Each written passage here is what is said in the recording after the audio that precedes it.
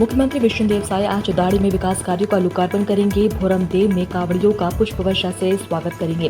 कार्यक्रम को शांतिपूर्ण और गरिमामय और व्यवस्थित रूप से संपन्न कराने के लिए जिला प्रशासन ने विशेष कदम उठाए हैं। इसी क्रम में कलेक्टर के आदेशानुसार कार्यक्रम स्थल के निकट संचालित सरकारी शराब दुकान को सुबह 10 बजे से शाम 4 बजे तक अस्थायी रूप से बंद रखने के निर्देश दिए गए हैं। इस अवधि में शराब का समव्यवहार पूर्णतः प्रतिबंधित रहेगा। ये निर्णय क्षेत्र में शांति, सौहार्द और अनुशासन बनाए रखने के उद्देश्य से लिया गया।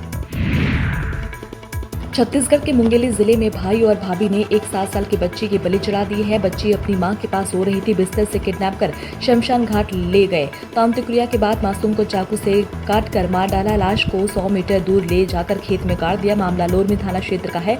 पुलिस के मुताबिक मरने वाली बच्ची का नाम लाली गोस्वामी है। वह कोसावाड़ी गांव की रहने वाली थी। वहीं मर्डर करने वालों में बच्ची की भाभी मास्टरमाइंड रितु गोस्वामी, भाई चिम्मन गिरी गोस्वामी, नरेंद्र मार्को, आकाश मरावी और बेगा राम रतन निषाद शामिल है।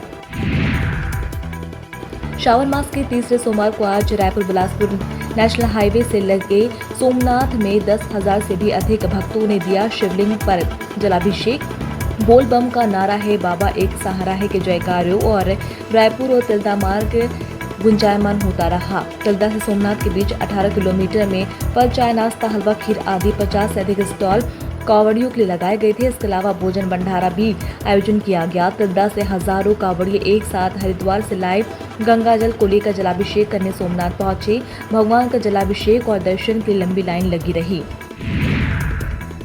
प्रधानमंत्री नरेंद्र मोदी ने मासिक रेडियो कार्यक्रम मन की बात के 124वें एडिशन में इस बार छत्तीसगढ़ की गूंज सुनाई दी। बिलासपुर जिले के नगर पंचायत बिल्हा के महिलाओं की तरफ से किए गए स्वच्छता प्रयासों की सराहना खुद पीएम मोदी ने की। उन्होंने कहा कि वेस्ट मैनेजमेंट की ट्रेनिंग प्राप्त कर इन महिलाओं ने अपने संकल्प और समर्पण से पूरे शहर की तस्वीर बदल दी है। वहीं मुख्यमंत्री विष्णुदेव साय ने इसे राज्य के लिए गौरव का विषय बताया। उन्होंने कहा कि ये पहल महिलाओं की भागीदारी से बने सशक्त जन आंदोलन का प्रतीक है।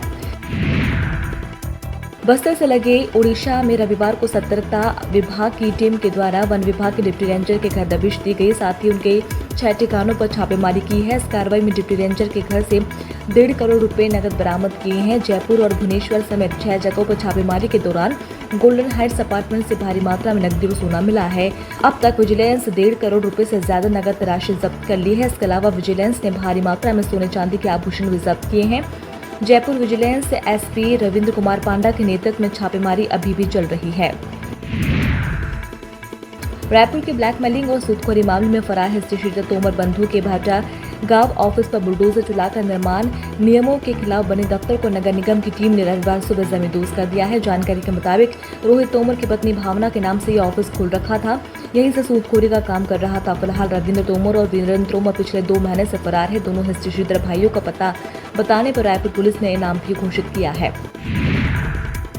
छत्तीसगढ़ में व्यापम की तरफ से आयोजित आबकारी आरक्षक भर्ती परीक्षा में जांच का विषय तूल पकड़ता जा रहा है। परीक्षा दे रहे छात्राओं ने आरोप लगाया है कि उनके दुपट्टे और काले कपड़े तक उतरवा दिए गए। कई परीक्षार्थी कपड़ों के रंग को लेकर हुई बहस के चलते परीक्षा में शामिल नहीं हो पाए हैं। एक अभ्यर्थी ने यहां तक कह दिया कि क्या कपड़े उतारकर परीक्षा दे। परीक्षा केंद्रों पर यह दृश्य आम था कि छात्र छात्रा बाहर खड़ी मिन्नतें करते रहे, लेकिन गेट नहीं खुला।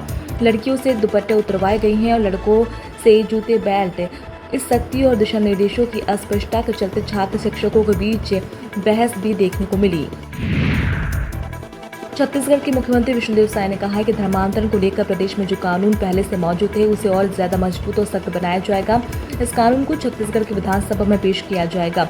ये बात उन्होंने रायपुर के शतानी दरबार में हिंदू जागरण कार्यक्रम में कही। मुख्यमंत्री ने कहा कि विधानसभा का जो सत्र होगा उसे धर्मांतरण के कानून को लेकर प्रस्ताव लाया जाएगा। कुछ ऐसे बदलाव किए जाएंगे जिससे प्रदेश में धर्मांतरण के मामले में सख्त कार्रवाई कर कानून बन सके। आरएसएस प्रमुख मोहन भागवत ने कहा कि दुनिया शक्तियों को समझती है, इसलिए भारत को आर्थिक रूप से सशक्त और समृद्ध होना होगा। भागवत ने कहा कि भारत को अब सोने की चिड़िया बनने की जरूरत नहीं है, बल्कि अब शेर बनने का समय आ गया है। आरएसएस से जुड़े शिक्षा संस्कृति उद्यान न्यास द्वारा आयोजित राष्ट्रीय शिक्षा सम्मान ज्ञान सभा में बोलते हुए उन्होंने कहा कि जरूरी है क्योंकि दुनिया शक्ति को समझती है, इसलिए भारत को सशक्त बनना चाहिए, उसे आर्थिक रूप से भी समृद्ध बनना होगा।